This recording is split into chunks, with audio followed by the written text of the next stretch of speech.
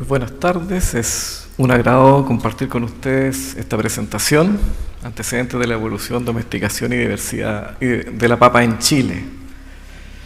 Para hablar de la papa en Chile es bueno, en primer término, conocer taxonómicamente a qué entidad nos estamos refiriendo. En esta diapositiva se muestran las distintas especies cultivadas de papas, la clasificación botánica, y dependiendo del taxónomo, del tratamiento taxonómico, la nomenclatura cambia un poco. Pero si nosotros vemos aquí entre todas estas distintas especies, diploides, tetraploides, triploides, pentaploides, cuando nos referimos a la papa nativa de Chile nos referimos, ¿no es cierto?, al grupo Chilotanum de la especie Solanum tuberosum. De todas esas especies cultivadas, la que tiene mayor superficie, ¿no es cierto?, Solanum tuberosum, y entre ellas está el grupo Chilotanum, o bien Solanum tuberosum subespecie tuberosum, que es la sinonimia, y que se caracteriza principalmente por formar tubérculo en condiciones de día largo,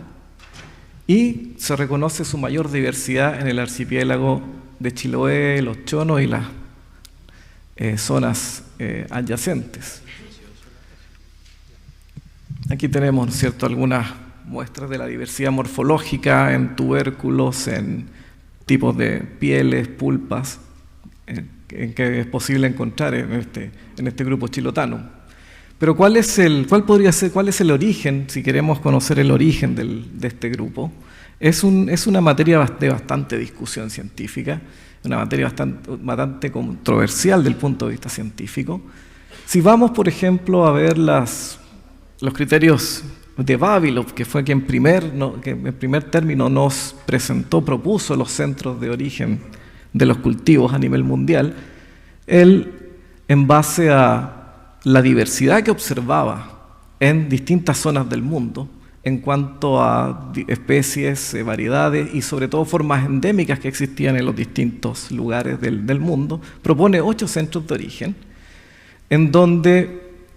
en el centro número 8, el centro sudamericano, se reconocen 2 centros de origen para la papa, un centro primario, ¿no es cierto?, en el altiplano andino, y un centro secundario en el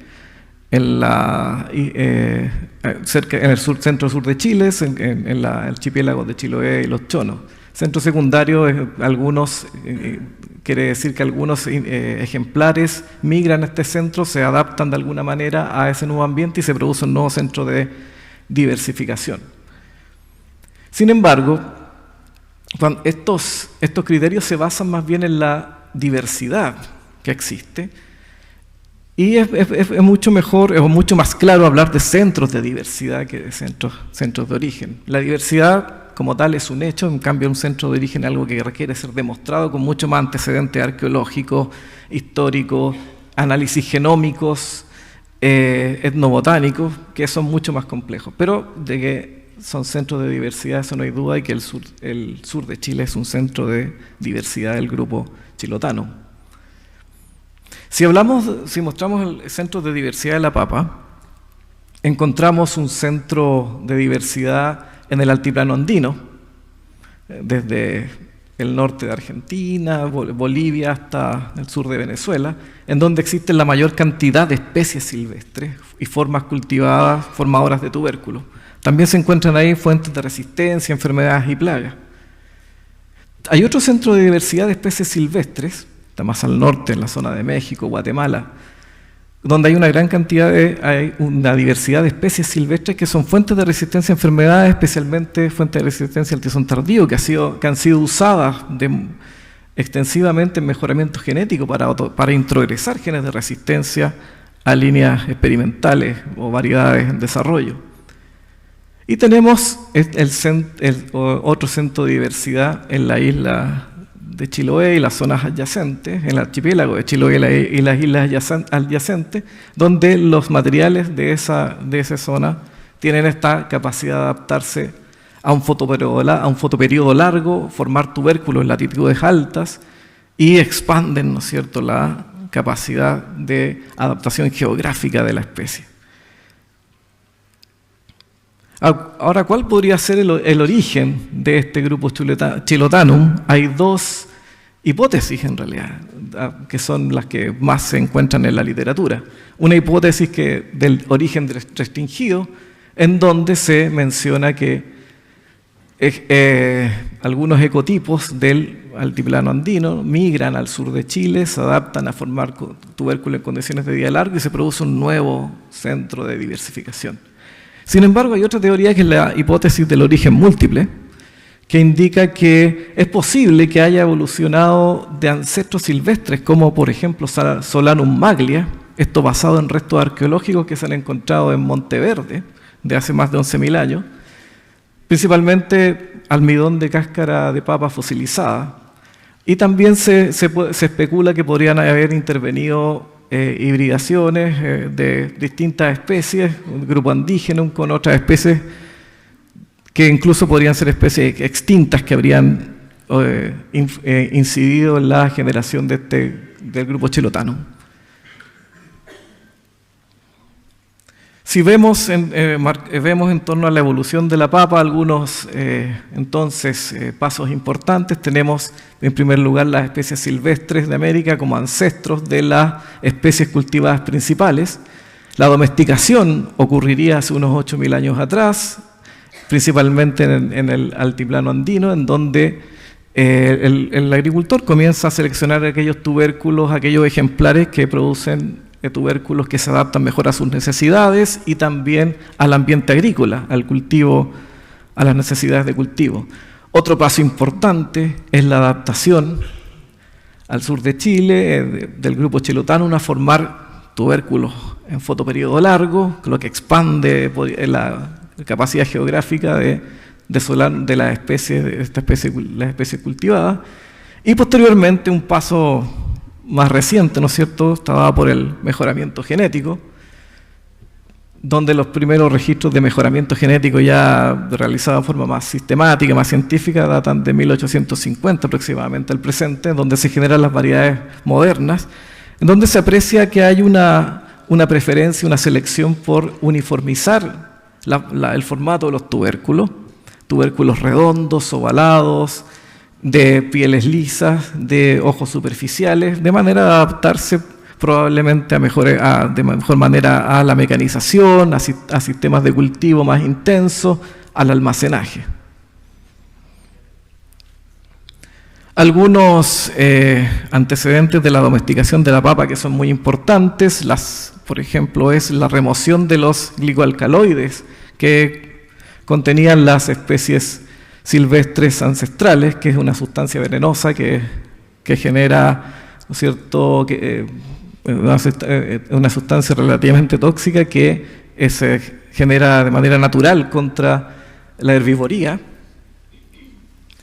en la cual los antiguos agricultores desarrollaron formas de remover esos glicoalcaloides a través de hervir, por ejemplo, tubérculos en arcilla, usar el secado por congelamiento o lavarlos por largo tiempo para remover la solanina. Y la selección misma de ecotipos de bajos niveles de alcaloide, y otros antecedentes, otros aspectos de domesticación importantes fue la selección de ecotipos de mejor utilización agrícola o de consumo, y finalmente el mejoramiento genético, que busca principalmente a través de cruzamientos controlados adaptarse mejor a ambientes objetivos, a resistencia, que otorgan resistencia a estreses relevantes y aptitud para procesamiento industrial. Algunos antecedentes de domesticación en el altiplano andino con la fabricación de distintas preparaciones, justamente muchos de ellos para remover glicoalcaloides o hacer más almacenable, mejorar el sabor y la digestibilidad de los productos de papa. Si vamos a antecedentes de la domesticación de la papa en Chile, en 1551 el conquistador Pedro de Valdivia menciona por primera vez a la papa en su carta al emperador Carlos V, y dice, entre otros productos, dice lo siguiente: la tierra es abundante en mantenimientos que siembran los indígenas para su sustentación, tales como maíz, papa, quinoa, madi, ají y frijoles. Es una carta enviada desde la ciudad de Concepción, en donde ya se aprecia la importancia de la papa en la nutrición de de los habitantes del territorio, ya en pleno territorio de Chile, incluso lejos del archipiélago de Chiloé y los Chonos. Hay otro registro que es interesante del sacerdote Ernesto Wilhelm en su compendio Botánica Indígena de Chile, que señala: en el lenguaje del país, el nombre indígena chileno, Seapoñu, se encuentra eclipsado por la designación indígena peruana de la especie, que es papa. Los conquistadores españoles conocieron la planta primeramente en Perú y de allí nos trajeron y generalizaron este nombre. Anotamos la costumbre indígena de verter unos canastos de tubérculos en agua estancada, dejarlos descomponerse allí, llamado funapoñi, para sacarlos después, cocerlos y comérselos. Lo que nos habla de la relación del mundo, del pueblo mapuche con la papa, y también tenía un nombre, que asignan un nombre especial a la papa, y también de preparaciones específicas, preparaciones que hacían los indígenas para poder comerse los tubérculos. Y qué duda cabe de todas las preparaciones típicas que hay en Chile, como el milcao, la mella, el chapalela, la chochoca, o trotroyeco, la tortilla de papa, sopaipillas de papa, el charquicán, que dan cuenta de la importancia de la papa como recurso genético, patrimonio alimenticio y cultural. Ahora, si vemos que hoy día el consumidor a qué tiene acceso, qué tipos de variedades, qué tipo de diversidad tiene acceso para alimentarse, tenemos variedades principalmente mejoradas de alto rendimiento, mejoradas para el uso industrial, que tienen propiedades específicas para hacer más eficiente la utilización industrial. Tenemos variedades tradicionales nativas que están disponibles, no en la cantidad que están las dos primeras, pero sí que están disponibles en nichos específicos, en ferias costumbristas, o en emprendimientos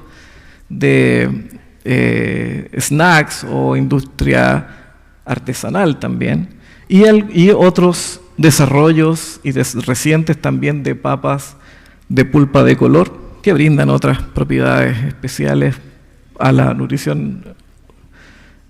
humana. Ahora, ¿cómo surgen las primeras dos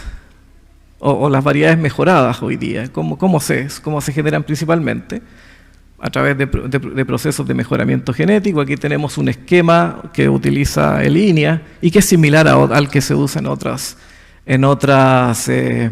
empresas o instituciones que hacen mejoramiento genético alrededor del mundo, donde principalmente a través de cruzamientos controlados se genera diversidad,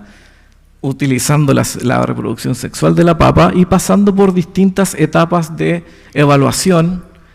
en diferentes niveles de ciclos de selección o etapas de selección, ayudado por análisis y procedimientos de laboratorio para conocer mejor la genética, análisis fitoquímicos para conocer mejor los aportes nutricionales, por ejemplo, y todo eso apegado a un sistema de semillas que, utilizando tecnología, donde es muy importante el cultivo in vitro, se genera posteriormente un sistema que asegura la identidad varietal, la calidad sanitaria, la calidad fisiológica. Y de esa forma surgen se ponen disponibles las distintas variedades que más masivamente uno puede encontrar. Aquí hay una lista de variedades que están en el registro de variedades aptas para certificación, que son las que con más frecuencia uno encuentra. Ahora, desde el punto de vista genético, ¿cómo están constituidas estas variedades? Para verlo de una forma simple, podemos examinar el pedigrí de Patagonia Inia, una de las variedades más cultivadas en Chile, y vemos que aquí Patagonia, ¿cierto?, surge de la cruza de Yagana por Romance, y hacia atrás en las distintas generaciones podemos ver los abuelos, los bisabuelos y en las variedades ancestrales, y vemos que más atrás ancestralmente en el pedigrí tenemos presencia de Solanum demisum, que veíamos que proviene del centro de México, que suele usarse para otorgar resistencia al tizón tardío. Tenemos material andígena, y también tuberosum ahí de Solanum tuberosum del grupo Chilotanum. Por lo tanto, las variedades hoy día tienen un origen bastante híbrido entre los distintos pools genéticos que están disponibles. Ahora sí, pero si vemos la variedad de Ciré, que es una de las abuelas de Patagonia, y vemos en su pedigrí, en lo que está registrado, acá tenemos en verde las distintas fechas de las variedades que componen su genealogía y cuándo fueron liberadas, variedades de 1951, de 1908, 1870, y vemos más atrás la variedad que se mencionaba, la púrpura casposa de Chile, presente en el pedigrí de Ciré, una variedad original del grupo Chilotanum. Pero si insistimos con Desiré y vemos cómo participa del pedigrí de otras variedades, como por ejemplo Pucará, Puyehue, también de Porvenir, de distintas variedades, tenemos como entonces esta variedad de la púrpura casposa de Chile está presente en el pedigrí de distintas variedades modernas, al menos lo que pueden mostrarnos los registros. Ahora, si vemos más allá de los registros, cuál es la presencia del genoma chileno en los cultivares de papa modernos. Existen marcadores moleculares que permiten distinguir especialmente entre un tipo de cloroplasto, un ADN, una parte del ADN del cloroplasto que permite diferenciar entre Chilotanum y andígena. Y hay un trabajo que es muy citado, muy estudiado, que es de Ames y Spooner, donde ellos estudian ejemplares de herbarios muy antiguos que fueron colectados, de muestras que fueron colectadas entre los años 1700 a 1910, y ven cómo a medida que van avanzando en los años de colecta, es mucho más predominante el tipo de Chilotanum y empieza a disminuir el tipo andígeno. Primero es más predominante el tipo andígeno, pero a medida que avancen los años, que